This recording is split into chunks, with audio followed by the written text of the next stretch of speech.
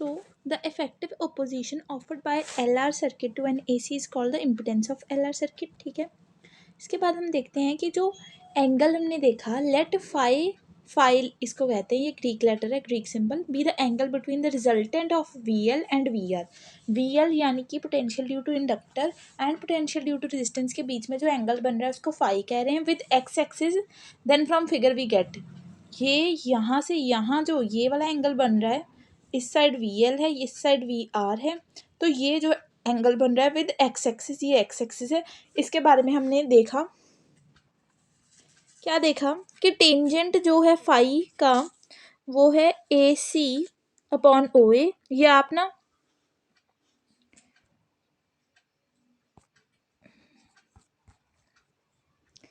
ऊपर वाले जो आपका डायग्राम था उसी में जाके देखना कि जो टेंजेंट फाई है, अगर यहाँ पर फाई है तो इसे अगर मैं देखूँ, ये आ गया VL, ये आ गया VR. अगर ये VL है तो ये भी VL होगा. ठीक है, और यहाँ पर O, यहाँ पर A, यहाँ पर B. अगर ये OB है तो ये भी OB होगा. ठीक है, तो यहाँ B ही होगा ये.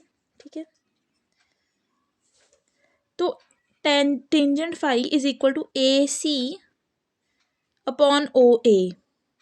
इसको हमने C लिखा, बस यहाँ पर आ जाएगा आपका C.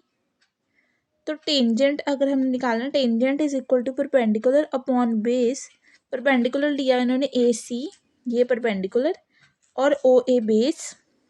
ठीक है, is equal to OB. AC is equal to OB है, ये डायग्राम से भी पता चल रहा है. And OA is equal to OA लिया इन्होंने, इसको भी OA मान लिया, which is equal to VL. ये AC इक्वल है VL के और OA इक्वल है VR के. तो इनका फॉर्मूला लिख दिया, I के साथ I कैंसिल होगी, XL अपॉन R आ गया इसका आंसर.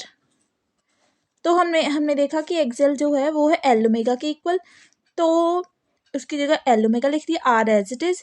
और ओमेगा का जो फॉर्मूला है वो है 2πV, तो उसकी वैल्यू ऐसे ही आ गई ओमेगा की, और L as it is upon R. यही बन गई हमारी लास्ट इक्वेशन, और यही है आपका phase angle between the potential of inductor and potential of resistance. ठीक है,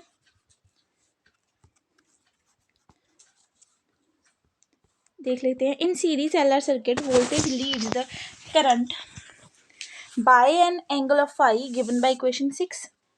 नोट में क्या दिया है, the phase angle between voltage and current is given by phi which is tangent inverse of this. ये देखिए आप ऊपर, अगर हम, ये चीज़ है हमारे पास अभी, tangent phi is equal to, ये था tangent phi is equal to 2πVL upon R.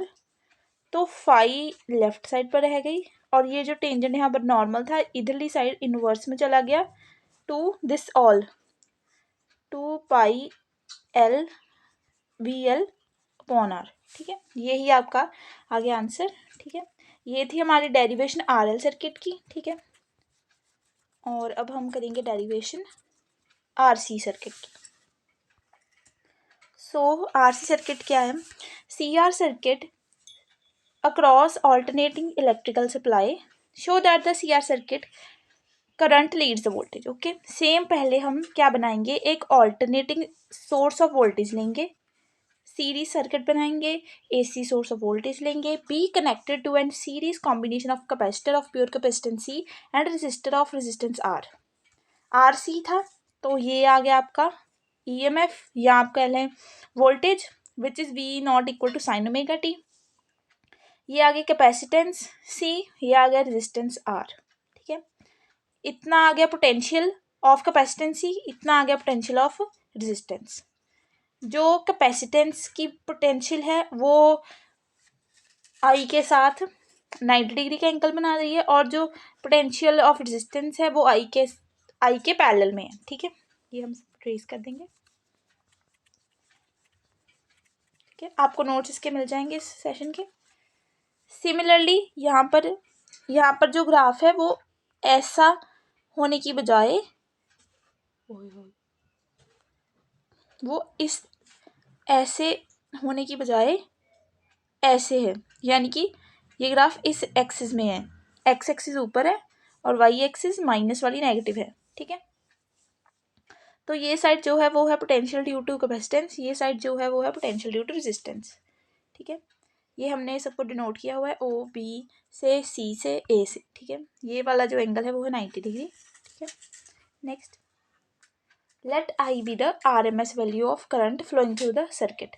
आई को मान लेंगे R M S value of current. Next, the potential difference across the capacitor, capacitor के क्रॉस जो पोटेंशियल डिफरेंस है वो है V C is equal to I X C. X C क्या है यहाँ पर, इंडक्टिव कैपेसिटेंस। एंड नेक्स्ट में the potential difference across the resistor R, V R is equal to I R. यहाँ पर जो आर है वो है रेजिस्टेंस, ओके। जो ये लाइंस होती है ना, ये सिर्फ आपके जो मटीरियलिस्टिक डाटा है उसको रिप्रेजेंट करती हैं। क्या है, the voltage lags behind the current by an angle pi by 2, ठीक है। When AC flows through the capacitor, so in figure VC is represented by negative y axis and the current I is represented by along x axis। क्या है कि जो voltage है वो current से lag कर रही है, तभी जो ये है इस तरीके का ग्राफ बन रहा है, इस तरीके का ग्राफ बन रहा है, ठीक है। और तभी नेगेटिव वाई एक्सिस जो है इसमें शो हुई है, ओके। बस यही लिखा हुआ है इसमें।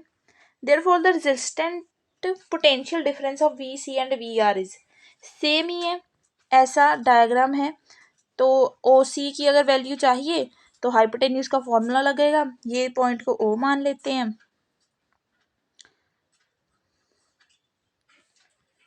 और ये देख लीजिए आप, यहाँ पर ओ है, यहाँ पर बी, यहाँ पर ए, इसको वी आर से रिप्रेजेंट करते हैं, इसको वी सी से रिप्रेजेंट करते हैं, इसको सी से रिप्रेजेंट करते हैं, ठीक है।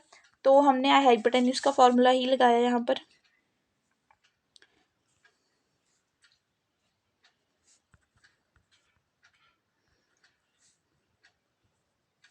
एक बार चेक कर लेते हैं, यस यही तरीका है, ठीक है। तो जब हम ओ सी का हाइपोटेन्यूज इतना एरिया को हम कवर करते हैं तो हम क्या फॉर्मूला लगाते हैं, ओ सी का square is equal to O A का स्क्वायर प्लस ओ बी का स्क्वायर, जो कि हाइपोटेन्यूज का फॉर्मूला होता है। O C square is equal to O B square plus O A square. So V is equal to क्या आ जाएगा, ओ ए क्या है वी आर का स्क्वायर, वी और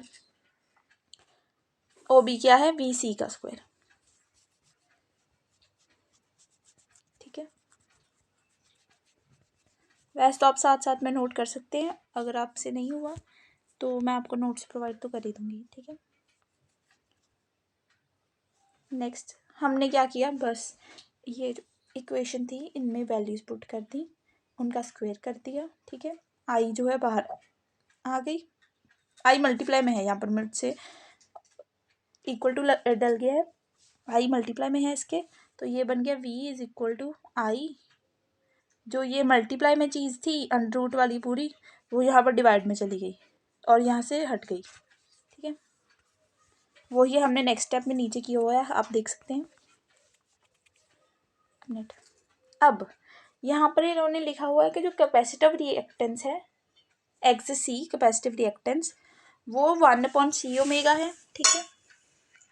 तो जो हमने पिछले वाले से निकाला कि जो v is equal to I into under root of R square plus X square, ये वाली चीज़ ये इसके साथ डिवाइड में चले गई और आई इज इक्वल टू यही चीज़ आ गई, V upon under root of R square plus X C का स्क्वायर। तो हम क्या करेंगे, वी अपॉन आई कर देंगे, ये आई इधर चला जाएगा, ये R square plus X square का अंडर रूट का वैल्यू ये आ जाएगा, जो कि थर्ड इक्वेशन है, ठीक है। उसके बाद बात आ गई हमारे पास इम्पिडेंस की। इम्पिडेंस की बात हमने पहले भी की थी, impedance is the total effective opposition. तो यहाँ पर अपोजिशन किसकी किसकी वजह से होगा, एक तो कैपेसिटेंस की वजह से और दूसरा रेजिस्टेंस की वजह से, उसका नाम वही रख देंगे जो जिसकी वजह से होगा। Z is equal to C R, I is equal to E upon Z, ठीक है। तो इसको हम लेट ही कर लेंगे। वैसे ये किस फॉर्मूले से आया, ये फॉर्मूला हमारा होता है V is equal to I R. V को यहाँ पर E पुट किया है, E आई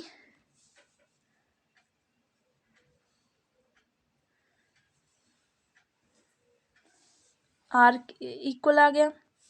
तो अगर मैंने I की वैल्यू फाइंड करनी है, I is equal to E upon R. तो यहाँ पर जो रेजिस्टेंस है वो पूरी ऑपोजिशन की बात है, तो यहाँ पर इम्पिडेंस के लिए Z यूज़ कर लिया और E as a voltage use कर लिया, तो I is equal to E upon Z CR आ जाता है। ठीक है,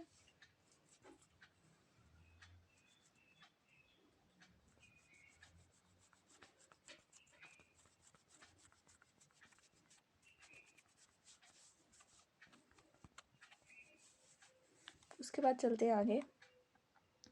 इक्वेशन 3 और 4 से हमें क्या मिला, 3 थी VI equal to under root, और नेक्स्ट थी, हाँ ये भी VI है, ये भी VI ही है जो मैंने आपको बताया।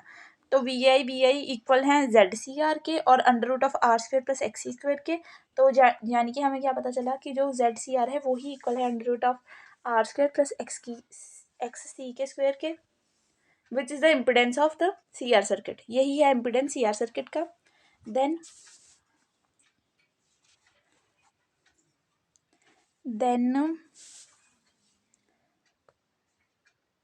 ये आप ना ये वाला पॉइंट मत लिखना इतना, ये मुझसे ना गलती से लिख हो गया था, 4th वाली इक्वेशन ही है ये। ठीक है, आप ये मत लिखना। यहाँ से स्टार्ट करते हैं।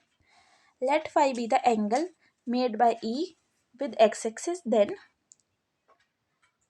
ओके फाई जो एंगल है वो एक्स एक्सिस के साथ बना हुआ है। देखते हैं यहाँ पर एक्स एक्सिस के साथ, मतलब यहाँ ये एंगल है फाई।